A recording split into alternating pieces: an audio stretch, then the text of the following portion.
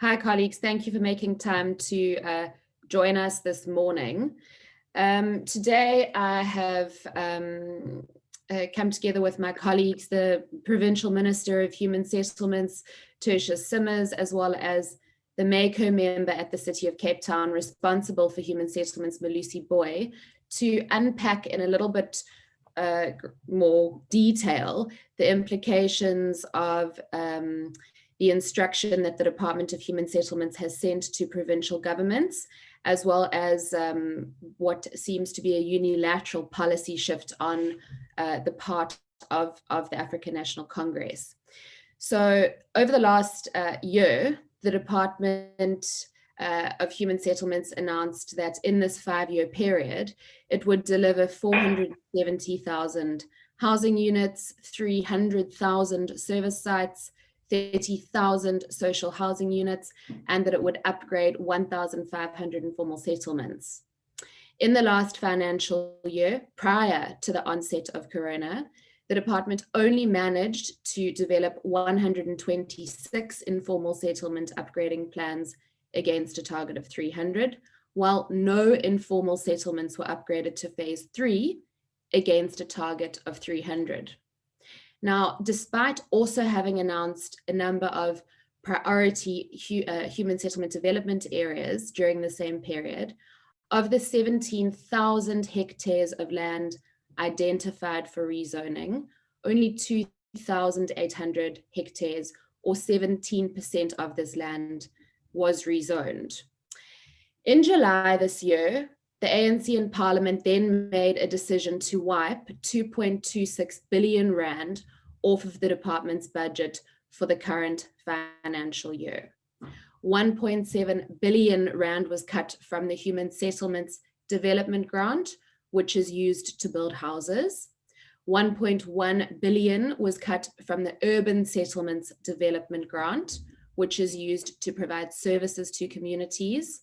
And 378 million rand was cut from the title deeds program. During the second adjustment period that we've just had now in October, a further 345 million rand was transferred from housing directly to SAA. Now, in spite of the national title deeds backlog being more than 890,000, the department also announced that going forward, the title deeds restoration grant is going to be abolished. These funding cuts have now resulted in a stunning U-turn by the ANC-led government. Instead of promising South Africans houses with title deeds, the ANC is now promising citizens land for site and service on which they can build their own homes instead. In order to achieve this, the National Department of Human Settlements has sent an alarming letter to provinces, instructing them to immediately put measures in place to downscale the delivery of houses due to South Africa's dire economic situation. Provincial housing departments have also been asked to revise their business plans for next year and have been told that projects planned will now only be supported if they prioritize certain groups of people, such as the elderly, military veterans, persons with disabilities, and child-headed households, and that there are existing contractual obligations in place. The department has also asked provinces to seek the approval of the National Accounting Officer if they wish to award any new contracts, which is an instruction that sees the autonomy of provinces being centralized now to national government. This policy shift is a direct result of years of corruption, looting, and bailouts for zombie state-owned enterprises such as Eskom and SAA by the ANC. This unilateral policy shift will now also see the ANC actively perpetuating asset poverty amongst South Africa's most vulnerable citizens, as it seeks to provide site and service, while at the same time abolishing the title deeds restoration grant despite the massive backlog. This decision, already implemented without having been approved by Cabinet or Parliament, may result in social unrest and land invasions, as desperate South Africans now fall prey to more empty promises. I'm now going to hand over to my colleagues in DA-run governments to outline the implications of this decision where we govern. I know that my colleague at the City of Cape Town, Malusi Booi, is currently dealing with protests in Khayelitsha and at the Civic Centre at Cape Town in relation to invaded land where residents are now demanding services, and as you would know, those services are provided for by the City of Cape Town utilizing USDG. So Malusi, over to you, if you can unpack this implication for the city. Thank you. Thank you so much, Emma. I think we covered some of the ball to not to prolong which we will be affected by the cuts. Some of them are, it's your Highlands Drive infill, it's your Makassar BNG project, where it was we had budgeted 40 million rands for it, and there was a huge budget cut of 10 million rands. The Highlands Drive infill, it has a cut of more than 17 million rands. And also we had Dido Valley project, which has also experienced some cut. The AXA Symphony project, it was also a 12 million rand project. One of the projects is on Son Loris's Park in Strand. It has a huge cut of 10 million rands. And also it's an informal settlement upgrade in Monabisi Park. It's also in year 2. We also have a 20 million rand adjustment on that particular one. And also some of the land acquisitions that would have prepared for some of the informal settlements for us to be able to deal with them, which has also been affected by 15 million rand. So those are the projects, and Emma has indicated that with these protests now that we're experiencing at our doorstep. But what is of a great challenge, it says on the budget cuts that Emma has spoken about, we have experienced more than 400 million rands budget cuts. What does that translate to in terms of the actual houses that would have built? Would have built at this particular point more than 3,100 houses. Those houses will not be achieved now because of these budget cuts. The services that are going to these various communities that are protesting today, more than 150 million rands have been cut by on the USDG in the past 3 years. So we will not be able to service those communities because we have these budget cuts that are coming from national government. And I think some of the issues, and as you can see, some of the land parcels have been invaded, and now these communities are demanding that there must be some level of services that are brought to them. But in terms of the resources that are at our disposal, it's very difficult for us to achieve that particular outcome. So also through you, Emma, perhaps a minister would want to add 1 or 2 things. Thanks, Emma. Thanks, Malusi. I think it's important just for the journalists to record that between 2018 and 2020, the City of Cape Town alone has seen a 403 million rand cut to its HSDG budget, which is the budget that the city uses for formal houses. And it's seen 155 million rand cut from its USDG budget.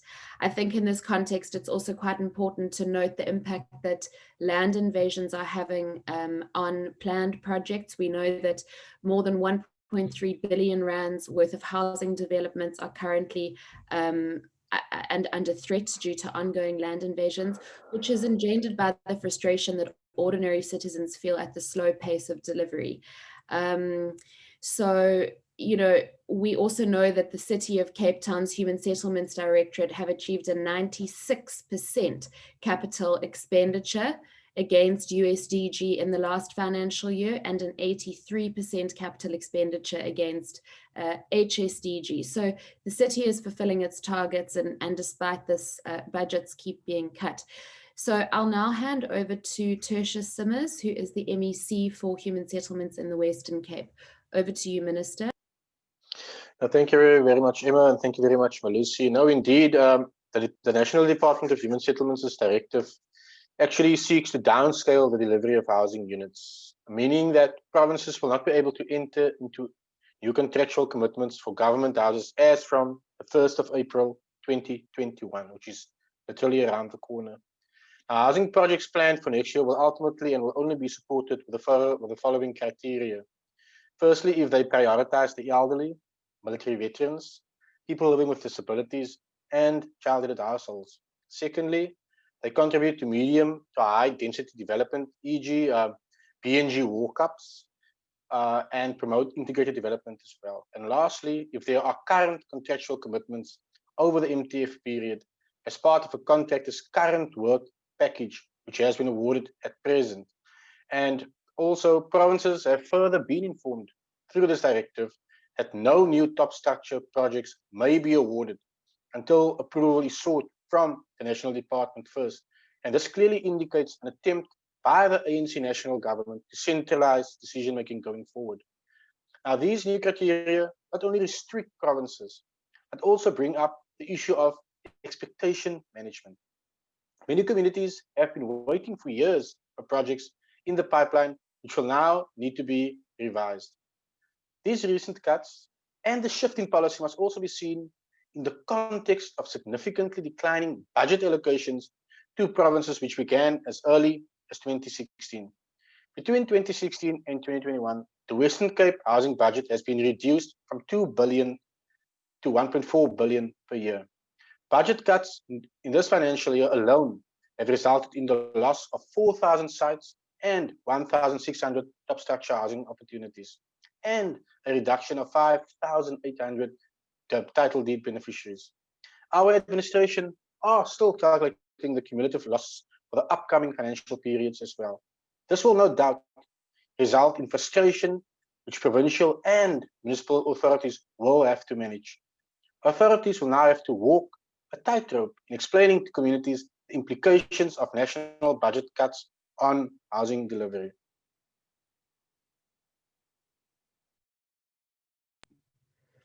Thank you, Minister. And we know that that the city and the Western Cape Provincial Government are actively pursuing all of their various financial options and policy options to try and limit the impact of these budget cuts, and have undertaken to keep communities updated as we progress. But in conclusion, colleagues, it's clear that the policy shift that's being peddled by the Minister and that is now being implemented by her acting Director General prior to this policy having been formally adopted by Cabinet or by Parliament, comes as a result of the ANC looting of state coffers over so many years. Instead of right-sizing the civil service, privatizing SOEs, as every ratings agency has urged, the ANC are retaining the bloated civil service, they are bailing out SOEs, and in exchange, they are cutting frontline services. They take this decision at national government, but then leave municipalities and provinces to deal with the fallout on the ground. So in light of the serious implications of the recent instruction and seeming policy shift, the DA is going to request that Minister Lindiwe Sisulu appears before Parliament to account to the nation about the state of the Department of Human Settlements and any envisaged policy shifts. And the DA and government will continue to pursue all financial and policy options to limit the impact of these budget cuts to critical service delivery projects.